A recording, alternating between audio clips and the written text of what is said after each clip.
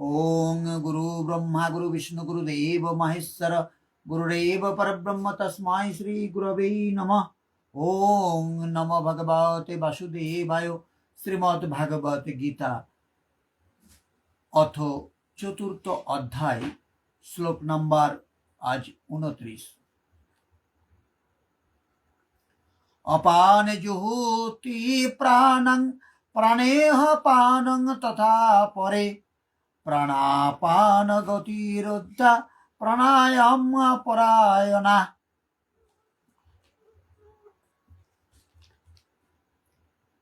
যারা প্রাণায়াম চর্চায় আগ্রহী তারা অপান বায়ুকে প্রাণবায়ুতে এবং প্রাণবায়ুকে অপান বায়ুতে আহুতি দিয়ে অবশেষে প্রাণ ও অপান বায়ুর গতিরোধ করে সমাধিস্থ হন। কেউ আবার আহার সংযম করে প্রাণবায়ুকে প্রাণবায়ুতেই আহুতি দেন।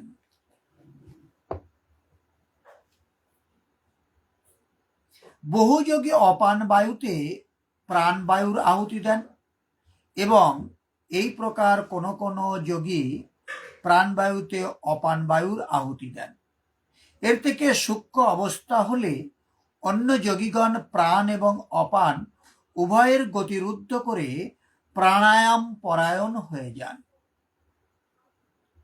যাকে শ্রীকৃষ্ণ প্রাণ অপান বলেছেন তাকেই মহাত্মা বুদ্ধ অনাপান বলেছেন। একেই তিনি শ্বাস প্রশ্বাস বলেছেন।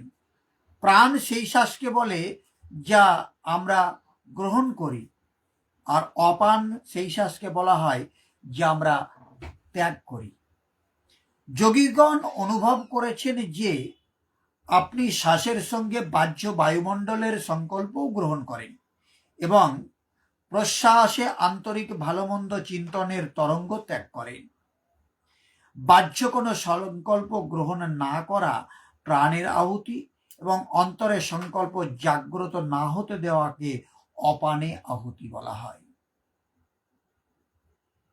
অন্তরের সংকল্পের স্ফুরণ যেন না হয় এবং বাহ্য জগতের কোনো চিন্তন অন্তরে যাতে ক্ষোভ উৎপন্ন না করতে পারে। এই প্রকার প্রাণ এবং অপান উভয়ের গতির মধ্যে সামঞ্জস্য স্থাপিত হলে প্রাণের আয়াম অর্থাৎ নিরুদ্ধ হয়। একেই প্রাণায়াম বলা হয়। এই হলো মনকে জয় করা, প্রাণের গতি রুদ্ধ করা এবং মনের গতি রুদ্ধ করা একই কথা। প্রত্যেক মহাপুরুষই এই প্রকরণটি করেছেন। বেদে উল্লেখ করা হয়েছে, চতারিক বাক পরমেইতা পদানি। ঋগ্বেদের 1 নম্বর স্কন্ধে 164 নম্বর অধ্যায়ের 45 নম্বর শ্লোকে এবং অথর্ববেদের 9 নম্বর স্কন্ধে 15 নম্বর অধ্যায়ের 27 নম্বর শ্লোকে এটা প্রতিপন্ন করা হয়েছে। এই বিষয়ে আমার গুরুজি বলতেন, একটা নামকেই 4টি শ্রেণীতে জপ করা হয়। প্রথমটা হচ্ছে বৈখরী, দ্বিতীয়টা হচ্ছে মধ্যমা, তৃতীয়টা হচ্ছে পশ্যন্তী এবং চতুর্থটা হচ্ছে পরা। বৈখরী অর্থাৎ যা ব্যক্ত হয়, নামের উচ্চারণ এতে এমনতর হবে যে জপকর্তা ছাড়াও আশেপাশে যে কেউ থাকলে তিনি সেই নাম জপ শুনতে পাবেন। এর নাম হচ্ছে বৈখরী। মধ্যমা কেমন না, মধ্যম স্বরে জপ, জপকর্তা ছাড়া আর কেউ এই জপ শুনতে পাবে না, এর নাম হচ্ছে মধ্যমা। এই উচ্চারণ কণ্ঠ থেকে উদ্ভূত হয়। ধীরে ধীরে নামের এক তানের সাহায্যে তন্ময়তা চলে আসে। মানে নাম করতে করতে সেই সাধক ঘোরের মধ্যে নেশাগ্রস্ত হবে। কিসের নেশা? কৃষ্ণ নামের নেশা। আর যাদের কৃষ্ণ নামের নেশা হয় না,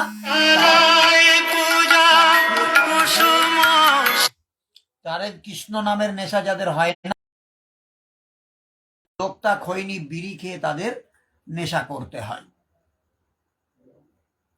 সাধনা আরো সূক্ষ্ম হবার পর পশ্যন্তী অর্থাৎ নাম দেখার ক্ষমতা চলে আসে।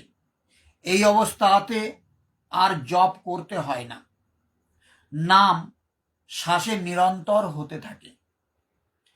এই স্তরে মনকে দ্রষ্টারূপে স্থির করে দেখতে হয় যে শ্বাস কি বলতে চাইছে, কখন গ্রহণ করা হয়, কখন ত্যাগ করা হয়, শ্বাস কি বলে।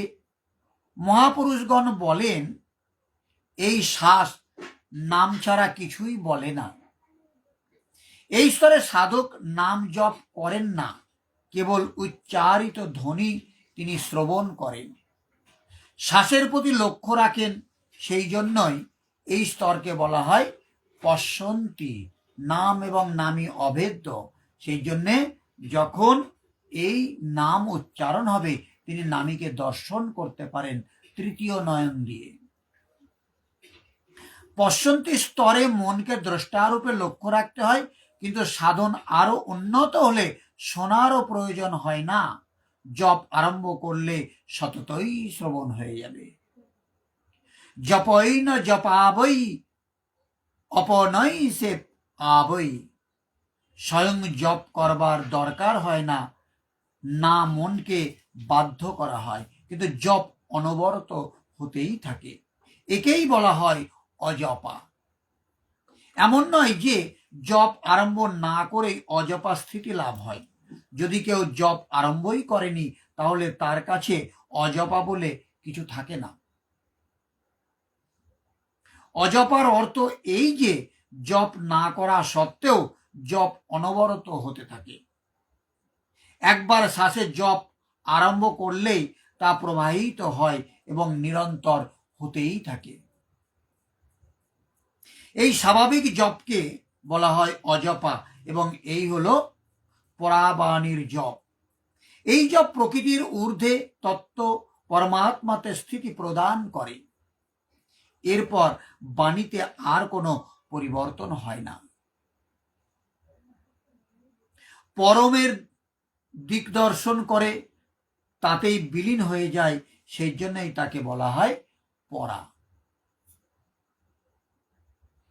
প্রস্তুত শ্লোকে মানে এই শ্লোকে যোগেশ্বর শ্রীকৃষ্ণ কেবল শ্বাসের উপর লক্ষ্য রাখতে বললেন, যদিও আগামী অষ্টম অধ্যায়ের 13 নম্বর শ্লোকে, অষ্টম অধ্যায় মানে অক্ষর ব্রহ্মযোগ যেখানে রয়েছে, সেখানে তিনি ওম জপের উপর জোর দিয়েছেন।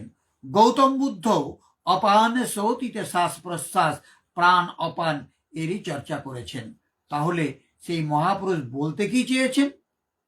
প্রস্তুত শুরুতে বৈখরি, তার থেকে মধ্যমাতে প্রবেশ এবং এর থেকে উন্নত হলে পশ্যন্তি অবস্থাতে শ্বাস ধরা পড়ে।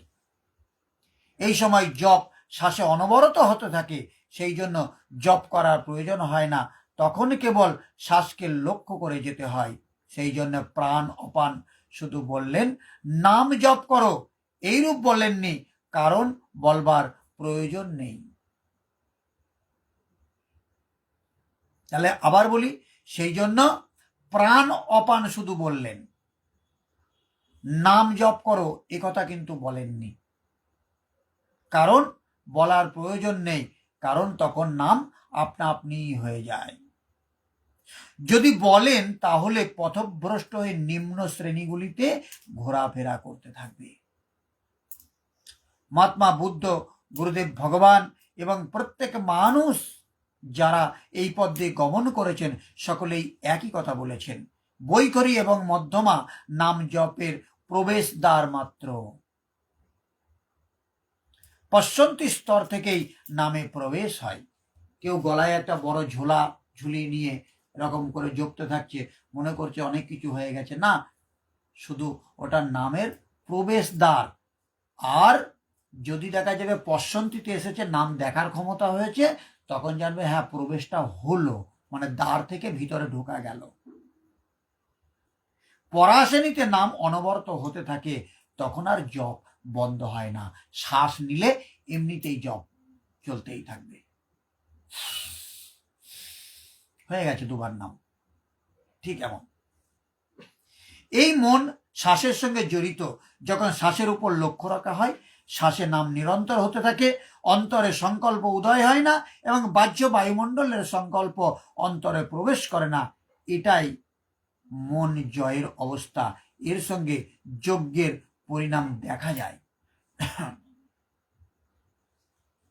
তাৎপর্য কি বলেছে আমরা একবার দেখে নিই।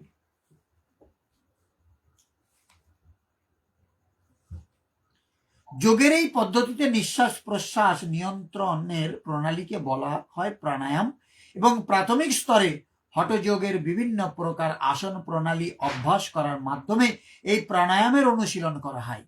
ইন্দ্রগুলিকে দমন করে পারমার্থিক উন্নতি সাধন করবার জন্য এই সমস্ত পদ্ধতির বিধান দেওয়া হয়েছে। এই সমস্ত ক্রিয়া অনুশীলন করার ফলে দেহস্থিত বায়ুকে নিয়ন্ত্রিত করে বিপরীত দিকে চালিত করা হয়। অপান বায়ুর গতি নিম্নমুখী আর প্রাণ বায়ুর গতি ঊর্ধ্বমুখী। প্রাণবায়ু মানে কি, যেটা নিলাম, এটা হচ্ছে প্রাণবায়ুর গতি ঊর্ধ্বমুখী, আর অপান কোনটা, যেটা ছাড়ছি, এটা হচ্ছে নিম্নমুখী। প্রাণায়াম অনুশীলনের মাধ্যমে যোগী এই বায়ু দুটিকে বিপরীত মুখে চালিত করে, তাদের বেগকে দমন করেন এবং পূরকের মাধ্যমে তাদের ভারসাম্য রক্ষা করেন। তার মানে ছেড়ে দিয়ে দম আটকে রাখা যাবে না। পূরক মানে যেটা নিচ্ছি, এবার অনেকক্ষণ আটকে রাখা যাবে, 1-1.5 মিনিট। তাহলে এই পূরকের মাধ্যমে ভারসাম্য রক্ষা করা যায়। এভাবে নিঃশ্বাসকে যখন প্রশ্বাসে অর্পণ করা হয় তখন বলা হয় রেচক, যখন ছেড়ে দেওয়া হচ্ছে। দুটি বায়ুকে গতি যখন স্থির করা হয় তখন বলা হয় তাকে কুম্ভক, মানে নেবও না ছাড়বও না, আটকে রেখে দিলাম।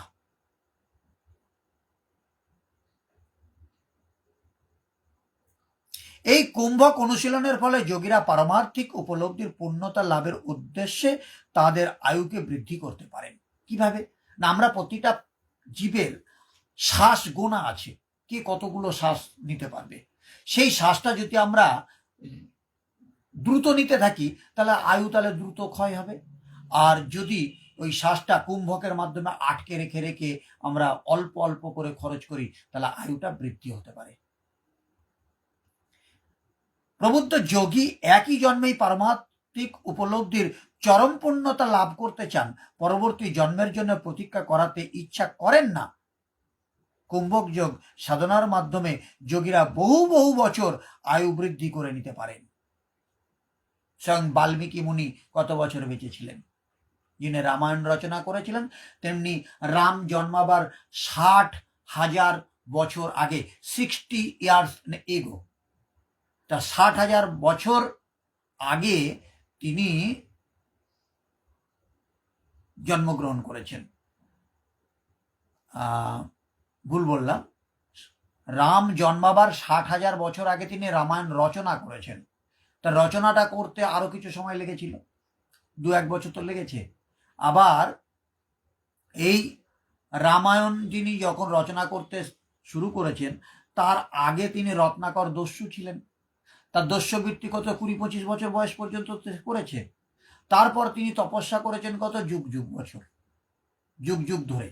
এই যুগ যুগ ধরে যদি 12x12 ধরি তাও তো কত বছর হচ্ছে, তার সাথে 25 বছর যোগ হলো, তাহলে তিনি সিদ্ধ পুরুষ হলো। এইবার তিনি রামায়ণটা রচনা করতে শুরু করলেন, 2-1 বছর লাগলো, তাহলে সেটাও তার বয়সের সাথে যোগ হলো। এবার এই রামায়ণ রচনার 60,000 বছর পরে রাম জন্মগ্রহণ করেছেন, তখন তিনি বেঁচে ছিলেন। শুধু তাই নয়, লব কুশের জন্ম হয়েছে ওই বাল্মীকি মুনির আশ্রমে, কুশের জন্ম হয়েছে, তাই না? তাহলে এই বাল্মীকি মুনি তার আয়ুটাকে কত বছর বৃদ্ধি করে নিয়েছিল। কুম্ভক যোগ সাধনের মাধ্যমে যোগীরা বহু বহু বছর আয়ু বৃদ্ধি করে নিতে পারেন। কিন্তু ভক্তিযোগে নিত্যযুক্ত কৃষ্ণ ভক্ত অপ্রাকৃত ভাগবত প্রেমে মগ্ন থাকার ফলে অনায়াসে তার ইন্দ্রগুলিকে দমন করতে সক্ষম হন। তাই ইন্দ্রগুলি সর্বক্ষণ ভগবানের সেবায় নিয়োজিত থাকে, তাই তিনি অন্য কোনো বিষয়ে প্রবৃত্ত হন না। সুতরাং জীবনের শেষে তিনি অনায়াসে ভগবান শ্রীকৃষ্ণের চিন্ময় স্তরে প্রবেশ করেন। বিভিন্ন যোগক্রিয়ার মাধ্যমে তার আয়ুকে বর্ধিত করে বহুদিন এই জড়জগতে বাস করবার কোনো চেষ্টাই তিনি করেন না। অচিরেই তিনি চিন্ময় স্তরে উন্নীত হন। সেই সম্বন্ধে ভগবদ গীতায় 14 নম্বর অধ্যায়ের 26 নম্বর শ্লোকে প্রতিপন্ন করা আছে, মাং চ যো ব্যভিচারেণ ভক্তি যোগেন সেবতে সগুণান সমতীর্থৈতান ব্রহ্ম ভূয়ায় কল্পতে। যিনি ভগবানের প্রতি শুদ্ধ ভক্তিমূলক সেবায় নিয়োজিত থাকেন, তিনি জড় প্রকৃতির গুণগুলিকে অতিক্রম করেন এবং অচিরেই চিন্ময় স্তরে উন্নীত হন। ব্রহ্মভূত স্তর থেকেই কৃষ্ণ ভাবনামৃত শুরু হয় এবং কৃষ্ণ ভাবনাময় ভাবিত মহাত্মা সর্বদাই অপ্রাকৃত স্তরে অধিষ্ঠিত থাকেন। এই স্তর থেকে তিনি কখনোই পতিত হন না এবং অনন্তকালে অচিরেই তিনি ভগবানের চিন্ময় ধামে নিত্য লীলায় প্রবিষ্ট হন। কৃষ্ণ প্রসাদ গ্রহণ করবেন বলে তিনি সর্বদাই অল্পাহারী। অল্পাহারের ফলে ইন্দ্র সর্বদাই সংযত থাকে, আর ইন্দ্রগুলিকে সংযত না করতে পারলে কোনো মতেই জড়জগতের বন্ধন থেকে মুক্ত হওয়া সম্ভব নয়। 30 নম্বর শ্লোকটা আলোচনা করি। অপর নিয়তারং প্রাণান প্রাণেষু জ্যোতি সর্বেহ পেত যোগ বিদ জগৎপীত কল্পস।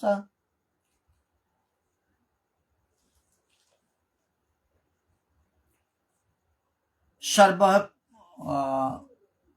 যোগ্য তত্ত্ববিদ এই সমস্ত অনুষ্ঠাতারা সকলেই যজ্ঞের প্রভাবে পাপ থেকে মুক্ত হয়ে যজ্ঞ বৈশিষ্ট্য অমৃত আস্বাদন করেন এবং পরম সনাতন প্রকৃতিতে গমন করেন।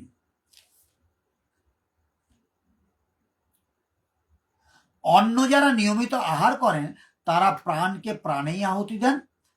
পূজ্য গুরুজি বলতেন, যোগীর আহারের নিয়ন্ত্রণ শাসন দৃঢ় এবং নিদ্রাতে কঠোরভাবে নিয়ন্ত্রণ হওয়া উচিত। আহার বিহারের উপর নিয়ন্ত্রণ একান্তই আবশ্যক। এইরূপ বহুযোগে প্রাণকে প্রাণেই আহুতি দেন, অর্থাৎ শ্বাস গ্রহণকেই লক্ষ্য করেন, প্রশ্বাসে লক্ষ্য রাখেন না। শ্বাস গ্রহণের সময় যখন শ্বাস নিচ্ছে তখন ওম তিনি শ্রবণ করেন, পুনরায় শ্বাস গ্রহণের সময় ওম তিনি শ্রবণ করেন। এই প্রকার যজ্ঞের দ্বারা যাদের সমুদয় পাপ নষ্ট হয়েছে সেই সকল পুরুষ যজ্ঞের জ্ঞাতা। এই নির্দিষ্ট বিধিগুলির মধ্যে যে কোনো একটি বিধির আচরণ করলেও তার সকলেই যজ্ঞের জ্ঞাতা। তাৎপর্য কি বলেছে আমরা একটু দেখে নিই।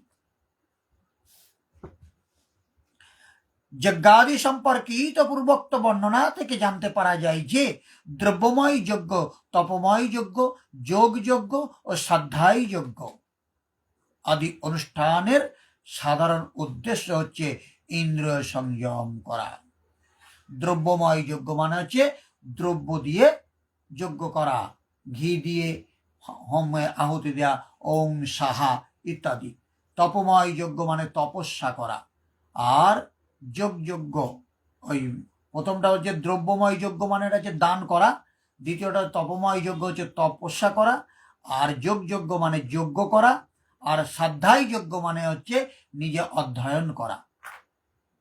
এই যজ্ঞাদি অনুষ্ঠানের সাধারণ উদ্দেশ্য হচ্ছে ইন্দ্রিয় সংযম করা। ইন্দ্রিয় সুখ ভোগই হচ্ছে ভগবানের জগতের মানুষের ভবরোগের মূল কারণ। তাই ইন্দ্রিয় সুখ ভোগ পরিত্যাগ না করা পর্যন্ত সচ্চিদানন্দময় জীবনের স্তরে উন্নীত হওয়া কখনোই সম্ভব নয়। এই স্তরে শাশ্বত ব্রহ্ম পরিবেশে স্থিত পূর্বোক্ত সবকটি যজ্ঞই জড় অস্তিত্বের পাপপূর্ণ জীবন থেকে মানুষকে মুক্ত করতে সাহায্য করে। এই আত্মোন্নতির দ্বারা কেবল যে এই জীবনে সুখ ও বৈভবের প্রাপ্তি হয় তাই নয়, তার ফলে এই জীবনের শেষে ভগবদ ধামে প্রবেশপূর্বক নির্বিশেষে ব্রহ্ম সাজস্য লাভ করা হয় অথবা ভগবান শ্রীকৃষ্ণের সান্নিধ্য লাভ করা যায়। আজ এই পর্যন্তই থাক। আগামী দিন আমরা 31 নম্বর শ্লোক থেকে আলোচনা শুরু করব। ওং সর্বে ভবন্তু সুখিনঃ, সর্বে সন্তু নিরাময়া, सर्वे भद्राणि पश्यन्तु मा कश्चित् दुःखभाग् भवेत्। ओम शांति शांति शांति। সমস্ত মানুষ সুখী হোক, সমস্ত মানুষ রোগমুক্ত হোক, সমস্ত মানুষকে আমি দেখতে চাই তারা যেন কোনো দুঃখ ভোগ না করে। হরে কৃষ্ণ।